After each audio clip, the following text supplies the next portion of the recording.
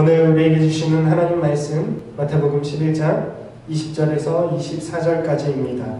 같이 한 목소리로 읽도록 하겠습니다.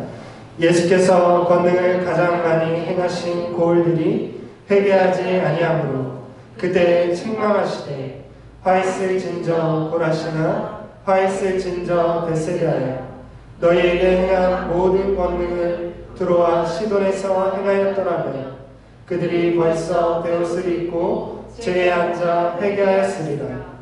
내가 너희에게 이르노니 심판날에 두로와 시돈이 너희보다 견디기 쉬우리라. 가버나움아 내가 하늘에까지 높아지겠느냐 음부에까지 낮아지리라. 내게 행한 모든 권능을 소돔에서 행하였더라면 그 성이 오늘까지 있었으리라. 내가 너희에게 이르노니 심판날에 소돔 땅이 너보다 견디기 쉬우리라 하시니라. 아멘. 오늘 말씀은 예수는 변화를 원하신다라는 제목으로 말씀을 나누기 원합니다. 여러분, 하나님 나라의 복음은 양면성을 가지고 있습니다. 한 면만을 가지고 있는 것이 아니라 복음은 양면을 가지고 있습니다. 복음을 듣고 받아들이는 사람에게는 구원과 생명을 가져다 주지만 거부하는 사람에게는 복음이 멸망과 심판의 근거가 되기 때문입니다. 어떤 사람에게는 복음이 구원이 되지만 어떤 사람에게는 복음이 심판이 된다는 사실입니다. 그것이 바로 복음의 양면성입니다. 예수님은 구원자이시지만 동시에 심판자가 되시는 분이십니다. 진정한 복음은 하나님의 심판을 포함하는 개념입니다. 구원과 축복만을 이야기하는 것은 반쪽짜리에 불과합니다. 오늘 우리가 반쪽 복음이 아닌 복음의 양면성, 심판에 대해서 함께 살펴보도록 하겠습니다. 예수님은 갈릴리의 나사렛에서 자라나셨습니다. 예수님은 그 갈릴리에서 복음을 전하시기 시작했습니다. 본문은 예수님께서 복음을 전한 갈릴리의 대표적인 세 곳을 언급하고 있습니다. 고라신과 벳세다, 가버나움입니다. 예수님이 복음을 가장 많이 전하시고 예수께서 권능을 가장 많이 행하신 고을들이 바로 이 세 고을이었습니다. 이 고을들의 특징은 다른 도시들보다, 다른 마을들보다 규모가 큰 마을들이었다라는 공통점이 있습니다. 예수님께서는 사람들이 많이 모일 수 있는 곳에서 복음을 더 힘있게 전하셨던 것입니다. 그런데 이 예수님의 복음을 가장 많이 들은 마을들이 이제는 예수님으로부터 심판을 선고받고 있습니다. 이유가 무엇인지 생각해 보도록 하겠습니다. 먼저 고라신은 가버나움과 벳세다의 중간 북쪽 언덕에 자리 잡고 있던 동네입니다. 여러분, 고라신은 나무가 많은 곳이라는 이름의 뜻을 가지고 있습니다. 고라신이라는 말이 나무가 많은 곳이라는 뜻입니다. 고고학자들은 이곳이 올리브 경작지였다라는 것을 밝혀냈습니다. 또 유대 문화 미시나에 따르면 주변에 비탈진 경사면이 화산석과 화산흙으로 이루어져 있어서 곡식을 심으면 농사가 아주 잘 됐다고 합니다. 그래서 이스라엘 안에서 가장 먼저 보리가 있는 곳이 바로 이 고라신이었다고 합니다. 뿐만 아니라 이 고라신은 유대인들이 가장 주식으로 여기는 밀의 최대 경작지였습니다. 그러니까 고라신은 농사가 매우 잘 되는 풍족한 마을이었다는 것을 우리가 알 수 있습니다. 또 예수님께서 언급하고 있는 벳세다라는 마을이 있습니다. 벳세다라는 마을은 갈릴리 바다 북동편에 있던 어촌 마을이었습니다. 벳세다는 물고기를 잡는 동네라는 의미가 있습니다. 얼마나 물고기가 많이 잡혔으면 동네 이름이 벳세다, 물고기 잡는 동네라는 마을 이름을 가지고 있는 것입니다. 그만큼 물고기가 이 벳세다에서는 잘 잡혔습니다. 왜냐하면 이 갈릴리는 호수로 되어 있는데 이 갈릴리 호수에 유입되는 물은 저 북방에 있는 헐몬산이라는 곳에서부터 만년설이 녹아서 요단강을 타고 갈릴리에 물이 들어오는데 바로 이 벳세다가 그 헐몬산에서부터 출발한 요단강물이 갈릴리로 유입되는 곳이었습니다. 그러니 그 부유물들이 유입되는 이곳에 물고기들이 먹이를 찾아서 굉장히 몰리게 되어 있었습니다. 그래서 이곳은 어부들로 또 물고기로 유명한 동네였습니다. 예수님의 제자들 중에서 어부였던 사람들이 있죠. 베드로와 안드레, 빌립, 이들의 고향이 바로 이곳 벳세다였습니다. 여러분, 우리는 예수님의 제자들이 어부였기 때문에 가난한 사람들이었다라고 생각합니다. 그런데 정반대로 당시의 벳세다의 어부들은 상당한 부자들이었습니다. 기록에 따르면 벳세다 어부들은 돈을 주고 로마로부터 지속적으로 물고기를 잡을 수 있는 권리를 샀다고 합니다. 그만큼 물고기가 어업권이 사고 팔릴 정도로 많이 잡혔다라는 것이죠. 예수님께서는 바로 이곳에서 많은 기적들을 행하셨습니다. 이곳 사람들을 예수님께서는 제자로 부르시기까지 했습니다. 하나님 나라의 권능과 표적을 많이 보여주셨습니다. 그런데 고라신과 벳세다 사람들은 하나님 나라에 반응하지 않았습니다. 21절 말씀을 보면 너희에게 행한 모든 권능을 두로와 시돈에 행하였더라면 그들이 벌써 베옷을 입고 제에 앉아 회개하였으리라. 여러분, 예수님은 유대고을 고라신과 벳세다를 이방 도시인 두로와 시돈에 비교하고 있습니다.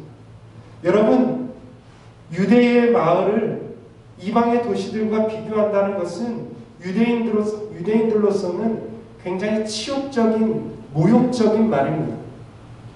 고라신과 벳세다는 예수님으로부터 두로와 시돈만큼도 못한 도시라고 비판받고 있습니다. 두로와 시돈은 이방 중에서도 독특한 곳이었습니다. 굉장히 유명한 도시였습니다. 우리가 아는 페니키아 문명이 바로 두로와 시돈입니다. 이 두로와 시돈은 해상 무역을 하던 지중해에서 가장 발달된 항구 도시였습니다. 그리고 이 두로와 시돈은 바알 종교의 중심지였습니다. 해상 무역을 했기 때문에 바알 종교뿐만 아니라 수많은 이방의 종교들을 수입하는 도시가 바로 이 두로와 시돈이었습니다. 그러니까 이 두로와 시돈은 가나안 땅에 여러 민족의 종교와 우상을 보급하고 퍼뜨리는 도시였다는 것입니다. 예수님께서 고라신과 벳세다에 비유하고 있는 이 두로와 시돈은 우상 종교, 이방 종교의 중심지였다는 것입니다. 우리가 아는 것처럼 북이스라엘의 악한 왕 아합왕의 왕비 이세벨이 바로 이곳 출신입니다. 이스라엘의 바알 종교를 수입했던 왕비 이세벨이 바로 두로와 시돈 사람들입니다. 그렇기 때문에 이스라엘 백성들에게 두로와 시돈은 이가 갈리는 곳입니다. 이스라엘을 우상으로, 우상 숭배로 빠뜨린 도시가 바로 두로와 시돈이기 때문에 그렇습니다. 그런데 오늘 예수님은 이스라엘의 도시, 예수님께서 복음을 가장 많이 전하셨던 고라신과 벳세다의 불신앙이 우상 숭배의 중심지였던 이방의 두로와 시돈보다 심각하다고 말씀합니다. 예수께서 두로와 시돈에 복음의 권능을 행하였더라면 두로와 시돈조차 회개했을 것이기 때문입니다. 여러분, 예수님의 놀라운 권능을 보고도 고라신과 벳세다는 회개하지 않았습니다. 이는 심판을 불러오게 되는 것입니다. 여러분, 예수님은 이렇게 말씀하십니다. 우상의 중심, 세계의 모든 우상이 모이는 두로와 시돈조차 내가 너희에게 행한 권능과 복음을 전했더라면 그들이 회개하고 나를 믿었을 것이다. 예수님, 이것이 바로 고라신과 벳세다를 향한 비판입니다. 여러분, 예수님의 놀라운 권능을 보고도 고라신과 벳세다는 회개하지 않았습니다. 어째서 그렇습니까? 그들에게는 풍족함이 있었기 때문입니다. 반면에 그 가운데에서 벳세다 사람 가운데서 예수님을 보고 예수님의 권능을 경험하고 예수님 앞에 회개한 한 사람이 있습니다. 베드로입니다. 예수님께서 베드로를 처음 만났을 때에 그물이 찢어지도록 많은 고기를 잡게 해주셨습니다. 베드로는 예수님의 명령에 따라서 깊은 곳에 그물을 던지고 많은 고기를 잡았습니다. 그때 베드로가 예수님의 발 앞에 엎드려서 이렇게 고백했습니다. 주여 나를 떠나소서 나는 죄인으로소이다. 베드로는 예수님의 권능을 보고 자기가 죄인이라고 회개하고 고백했다라는 것입니다. 예수님께서 고라신과 벳세다 사람들에게 원하신 반응입니다. 그러나 베드로를 포함한 몇몇 사람의 제자들 외에는 회개한 자들이 없었다는 것입니다. 예수님의 복음을 듣고도 고라신과 벳세다 사람들은 반응하지 않았다는 것입니다. 이러한 고라신과 벳세다 사람들에게 예수님은 화를 선언하시고 심판을 선언하고 있습니다. 여러분 그렇습니다. 그것이 복음입니다. 복음은 그 앞에 회개하지 않는 자를 심판하는 능력이 있습니다. 복음은 구원하는 능력이 있지만 믿지 않는 자를 심판하는 능력도 있습니다. 그것이 우리가 받아들인 복음이라는 사실입니다. 예수님은 베푸신 복음의 은혜만큼 책임을 요구하시는 분이십니다. 그래서 고라신과 벳세다 다음에 등장하는 가버나움에 대해서는 이들 두 도시보다 더 큰, 더 심한 심판을 예고하고 있습니다. 여러분, 가버나움이 어떤 도시입니까? 제가 앞서 설교 시간에도 말씀드렸지만 가버나움은 예수님의 본동네로 불린 동네입니다. 그러니까 예수님의 본동네가 어디냐? 예수님은 태어나기를 베들레헴에 태어나셨고 어렸을 때 자라기를 나사렛에서 자랐지만 예수님의 본동네는 가버나움이라고 불렸습니다. 왜냐하면 예수님께서 공생의 사역을 시작하시면서 이제 사람들을 구원하시는 3년 6개월의 시간 동안 주로 사셨던 곳이 가버나움이기 때문에 그렇습니다. 예수님께서는 가버나움에서 먹고 잤습니다. 그만큼 가버나움을 예수님께서는 아끼셨습니다. 예수님께서는 가버나움의 터를 잡고 그곳에서 복음을 힘있게 전하셨습니다. 특히 예수님의 사역 초기에 다른 어떤 것보다 많은 이적을 가버나움에서 예수님이 행하셨습니다. 가버나움은 가장 복을 많이 받은 도시였습니다. 가장 하나님의 역사가 강하게 나타난 도시였습니다. 그런데 가장 많은 이적을 보고 가장 많은 예수님의 복음을 듣고도 가버나움 사람들이 복음에 반응하지 않았다고 합니다. 예수님은 복음에 반응하지 않고 회개하지 않는 가버나움 사람들에게는 고라신과 벳세다 사람들보다 더 큰 심판이 임할 것이라고 말씀하고 있습니다. 여러분 그렇습니다. 더 많은 복음의 빛을 받은 자에게는 더 많은 책임이 따르는 것입니다. 예수님은 가버나움의 심판이 소돔의 심판보다 혹독할 것이라고 말씀하고 있습니다. 소돔이 어떤 도시입니까? 소돔은 구약에서 가장 큰 심판을 받은 도시입니다. 도시 전체가 불바다가 되어서 롯의 가족을 빼고는 모두가 다 멸망당하고 죽고 말았습니다.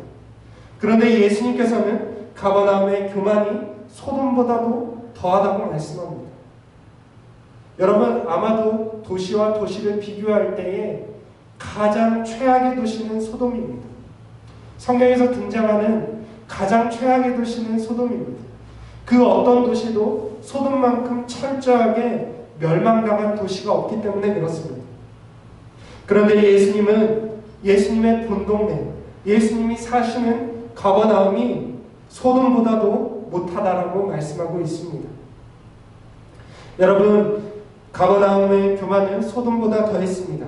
예수님의 복음 앞에서 가버나움 사람들은 회개의 필요성을 느끼지 못했습니다. 예수님께서는 이렇게 말씀하십니다. 만일 내가 소돔에서 복음을 전했더라면 그들도 회개했을 것이다. 의인 한 사람이 없어서, 성경이 의인 10사람이라고 이야기하지만 의인 한 사람이 없어서 멸망당했던 소돔만도 못하다라고 말씀하고 있습니다. 의인이 한 명도 없었던 소돔조차 예수께서 가셔서 복음을 전했더라면 그들이 믿고 회개했을 것이라고 말씀하고 있습니다. 여러분, 예수님은 가버나움의 교만을 지적하고 있습니다. 오늘 본문을 통해서 우리는 복음 앞에 반응하지 않은 세 마을의 공통점을 알 수 있습니다. 그것이 무엇입니까? 이 세 마을은 풍요로운 마을이었다는 것입니다. 갈릴리 중에서도 가장 풍족한 마을이었다는 것입니다. 여러분, 풍요는 사람의 마음을 교만하게 만듭니다. 복음조차 필요치 않은 것으로 여기게 만듭니다. 어째서 예수님의 권능을 눈으로 본 사람들이 예수님을 믿지 않았습니까? 여러분, 예수님의 권능은 놀라운 것이었습니다. 자기들의 눈으로 본 것이었습니다. 예수님의 기적과 예수님의 권능을 부인할 사람은 없었습니다. 그런데 그것이 예수님이 자기의 삶에는 필요치 않다라고 여긴 것입니다. 예수님께는 많은 권능이 있지만 그 권능이 내 삶에는 필요치 않다라고 여겼기 때문에 이미 자신들은 평생 살아갈 부가 축적되어 있었기 때문에 예수님을 필요치 않아 한 것입니다.